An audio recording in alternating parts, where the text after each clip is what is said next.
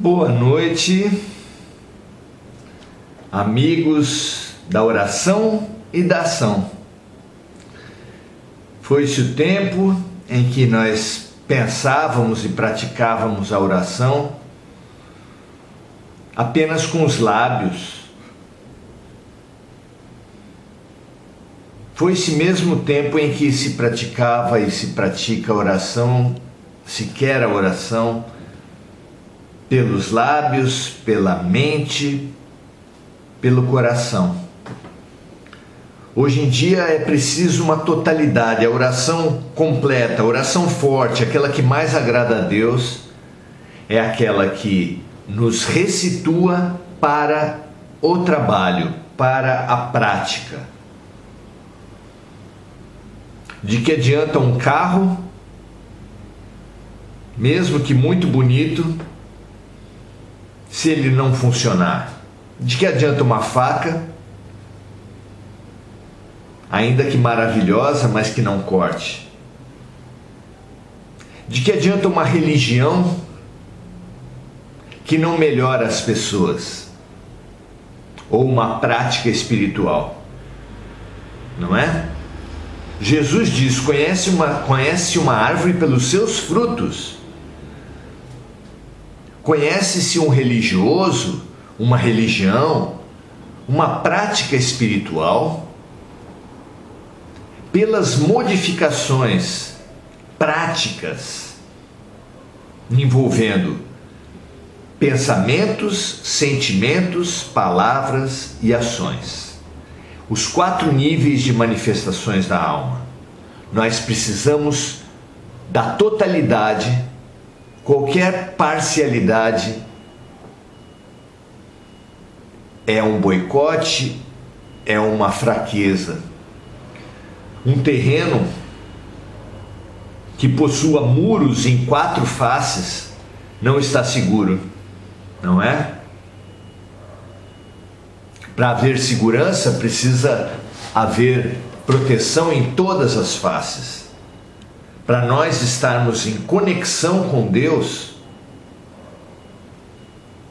com o Deus interior, com o Deus em tudo, com o Deus no outro, estaremos, claro, incompletos se pensarmos, mas não praticarmos, se sentirmos, mas não falarmos. Essa repartição do homem, essa fragmentação da alma é o que nos boicota a evolução, é o que nos tem enfraquecido. Paulo nos recomenda: sejam sim, sim e não, não. O que claramente, ao nosso ver, quer dizer: sejam uma totalidade, busquem constantemente a coerência em todas as suas manifestações. Essa é a nossa força, essa é a nossa segurança, essa é a nossa comunhão com Deus. A religiosidade das palavras. Nem todo aquele que disser Senhor, Senhor, entrará no reino dos céus, disse Jesus, mas sim aquele que fizer a vontade do meu Pai. Chega de homens fragmentados, chega de seres humanos cortados, quebrados. O convite desses nossos tempos é do ser humano integral. Se nós tanto criticamos, e é uma observação correta, que a publicidade exalta produtos que não entrega, se o político promete coisas que não cumpre, o mal político, a má publicidade, o mal religioso prega coisas que não pratica, se nós temos com justiça questionado esse comportamento nos outros, como não questionar esse comportamento em nós mesmos? precisamos investigar quem somos nós.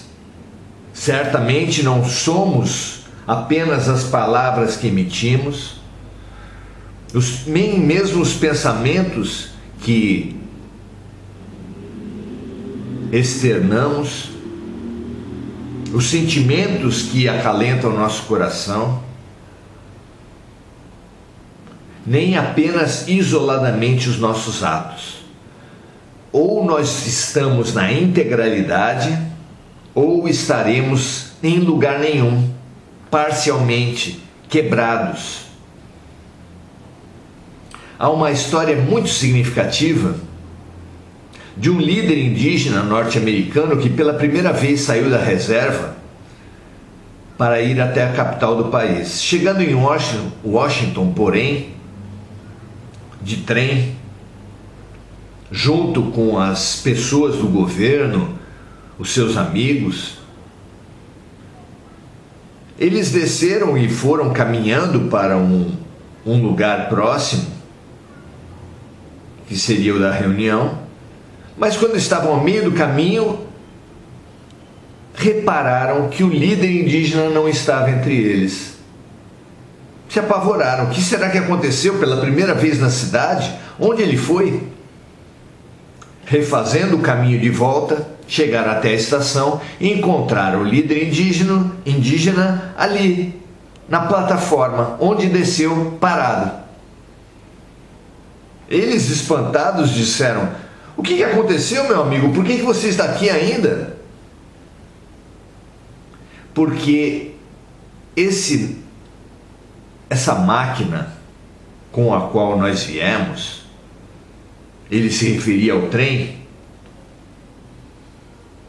é muito rápido.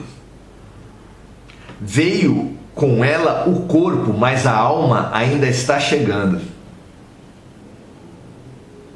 Nós sempre nos fragmentamos desde aquele tempo. Imagina, se o trem era muito rápido naquele tempo, imagine os carros de hoje, os aviões. Nós sempre nos fragmentamos, mas agora interpondo entre nós e o mundo, entre nós e a outra pessoa, celulares, tablets, computadores, meios de comunicação, televisão, rádio. Nós nos fragmentamos mais ainda. Hoje é comum que a gente almoce com as pessoas e elas estejam cada um no seu aparelho. É comum que a gente encontre uma pessoa na rua e ela esteja com o seu aparelho. Nada contra a tecnologia, mas ela não pode ser totalitária. Ela não pode tomar conta de todos os momentos, de todas as nossas manifestações. Até porque mídia quer dizer intermediário. E ter um intermediário entre nós e a realidade, entre nós e as outras pessoas, sempre não é bom. Quem conta um conto aumenta um ponto, dizia-se antigamente. Todo intermediário distorce de alguma forma a mensagem. Mesmo com a mediunidade é assim. Todo o fenômeno mediúnico tem um pouco de anímico. Traduzindo, todo médium, na tarefa de transmitir a mensagem que ele recebe dos amigos espirituais, ele sempre insere alguma coisa sua. Se ele for menos consciente disso, menos consciente de si, menos consciente da mediunidade, ele pode alterar muito aquela mensagem. Nós precisamos perceber isso, tomar consciência do processo de comunicação e de fragmentação do ser humano, para buscarmos a nossa integralidade, porque a mente, e nisso concordam ciência, filosofia e religião, a mente é a grande chave das nossas vidas. É através da mente que nós moldamos as nossas vidas. Por exemplo, as pessoas que idolatram o corpo, o que fazem com seu próprio corpo? Algumas ficam deformadas de tantas cirurgias plásticas, de tantos cremes, de tantas intervenções. Não é? Piercings, tatuagens, próteses. A mesma coisa acontece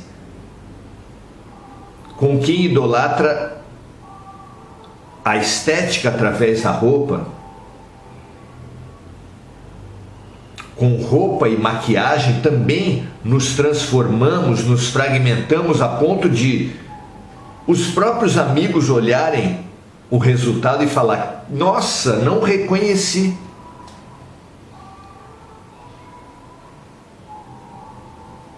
Mas não é apenas isso.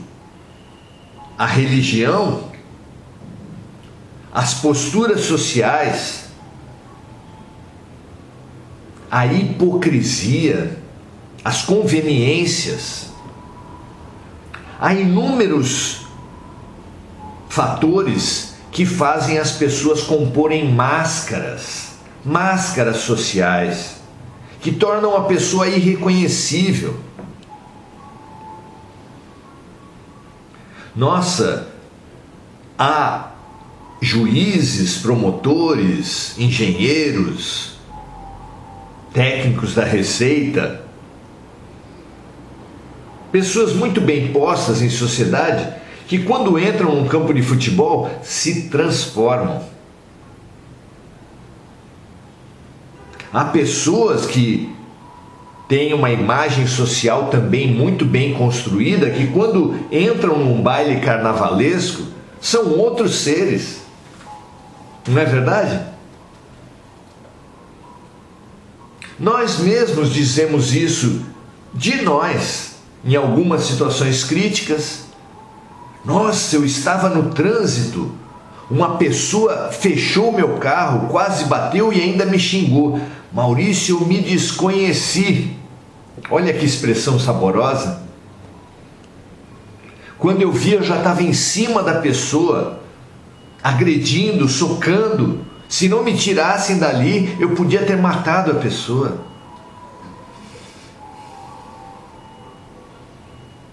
Nós nos desconhecemos. Nós desconhecemos a força, a importância da mente. E a perspectiva espiritual nos ajuda demais a entender isso. Por quê? Porque, primeira verdade, é o plano espiritual que modela o plano físico. As descobertas, os livros, as artes em geral, a ciência de vanguarda, a ciência mais responsável, mais consequente. Tudo o que há de importante na Terra, para o bem e para o mal, foi gestado,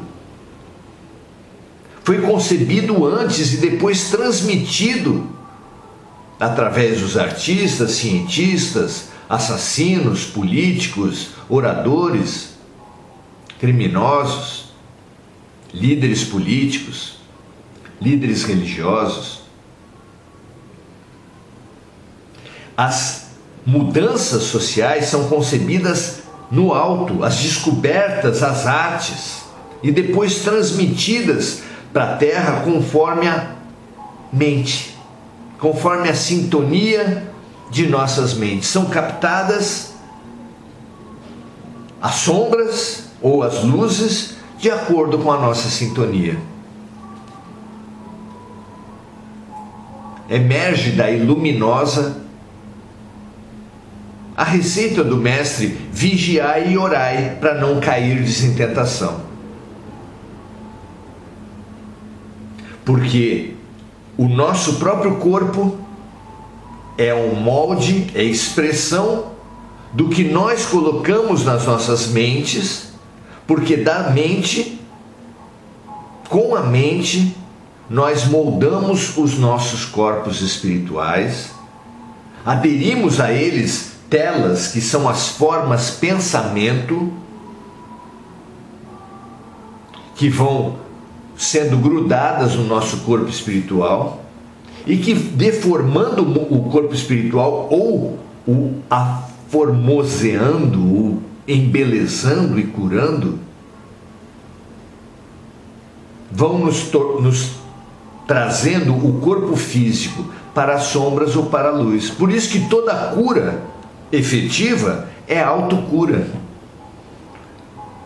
Toda beleza profunda é um embelezamento de alma.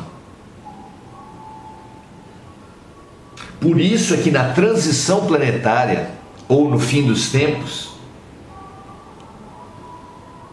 Jesus fala assim para a gente: e naquele dia, o dia do Filho do Homem, anunciado por Jesus como profecia do fim dos tempos, quem estiver no telhado, tendo as suas alfaias em casa, não desça a tomá-las. E da mesma sorte, o que estiver no campo, não volte para trás. Nossas mentes. Em outra passagem ele disse: onde estiver vossa mente, lá estará o vosso coração.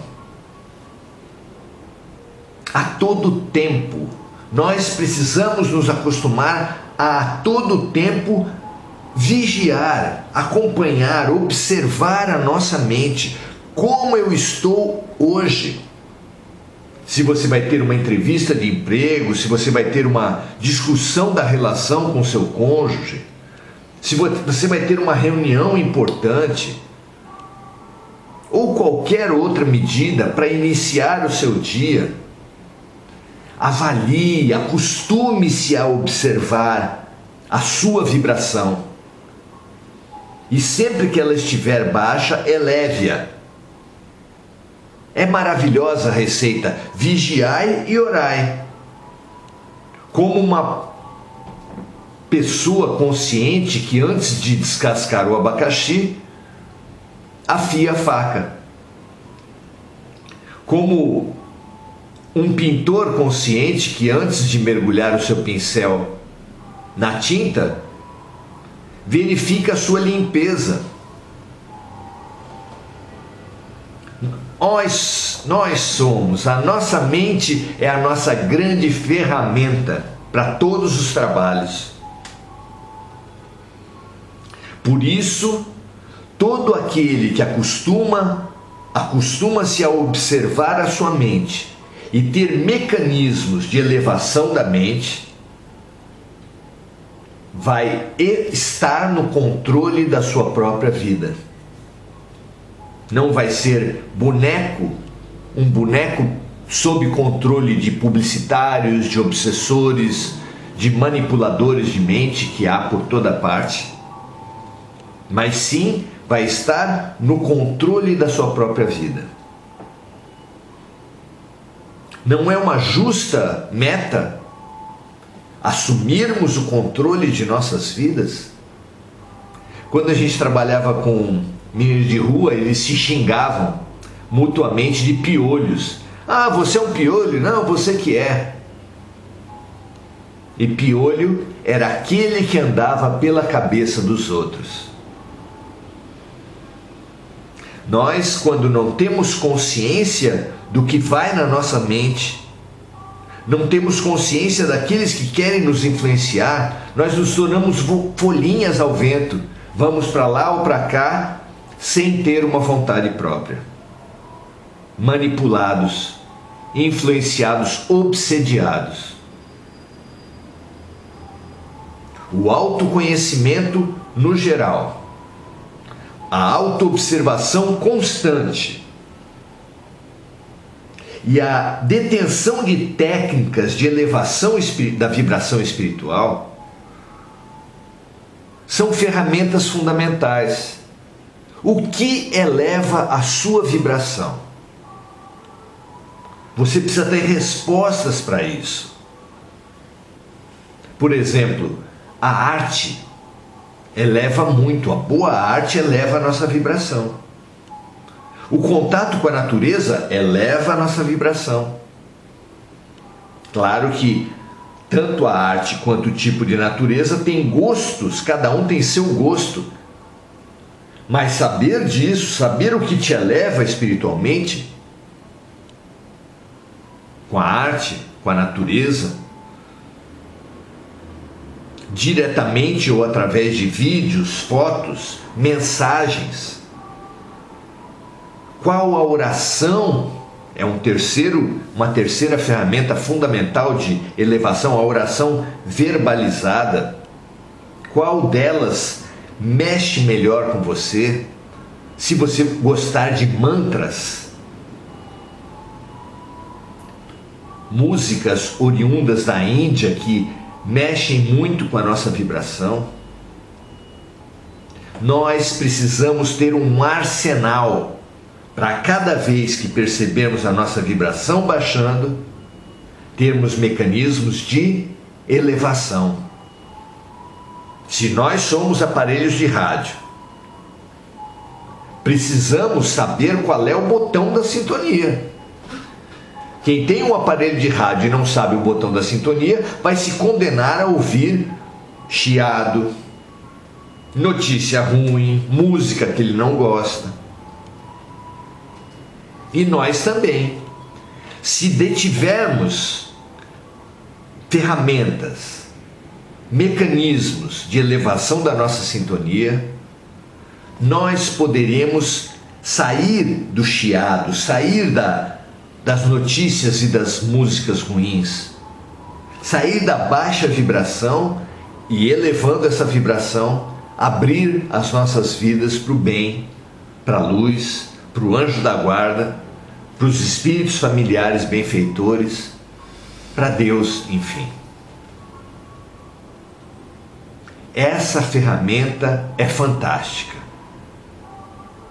Sugiro a você que tenha essa prática de começar o seu dia abrindo um livro de pensamentos curtos que te elevem o pensamento, para sensibilizar a sua alma a aproveitar as ocasiões do dia, que faça pelo menos uma vez por semana a leitura de um livro elevado, se for possível em família, se não for possível só você e seu anjo da guarda, que no evangelismo se chama de círculo bíblico, no catolicismo se chama de novena, terço, no espiritismo se chama evangelho no lar. O que interessa é nós termos práticas individuais e coletivas de melhorar a nossa vibração. De novo, com arte, natureza, práticas espirituais. Você precisa ter um arsenal, já que hoje, nesses nossos tempos, a Terra tem também um arsenal de armas para baixar a nossa vibração. Assuma o controle da sua vida e dirija a sua vida para o bem. De uma maneira muito mais clara, Jesus orienta: vigiai e orai para não cairdes em tentação, porque o espírito está pronto. Sempre esteve, veio de Deus, só podia estar pronto, mas a carne, aí inclui-se toda a máscara, todo o ego, toda a aparência de ser, a carne é fraca. Vigiai e orai para não cairdes em tentação, porque o espírito está pronto, mas a carne é fraca. Estejamos atentos, meus amigos, minhas amigas. É tempo de decisões. Decisão exige lucidez. Lucidez exige boa sintonia. Boa sintonia exige autoconhecimento e práticas de elevação para o bem. Um grande abraço a todos. Até amanhã. Procuraremos estar amanhã às 18h30. Hoje foi necessário um pouquinho antes. Se você entender que esse nosso encontro pode favorecer, que é uma ferramenta prática para favorecer amigos, conhecidos, compartilhe. Traga essa reflexão para mais pessoas. Nosso exercício de hoje veio do capítulo 176, A Força da Mente, do livro Prudente, a Saúde segundo Jesus, que veio por nosso intermédio. Se vocês se interessarem, muita gente tem usado ele para fazer o Evangelho no Lar, para adquirir mais consciência sobre o momento que está vivendo, que a vida está querendo nos ensinar. Entre em contato, a gente fará chegar até você. Toda a renda dos nossos livros é destinada para projetos sociais. Muito obrigado, um prazer aprender, vibrar e confraternizar com vocês. Até a próxima, até amanhã.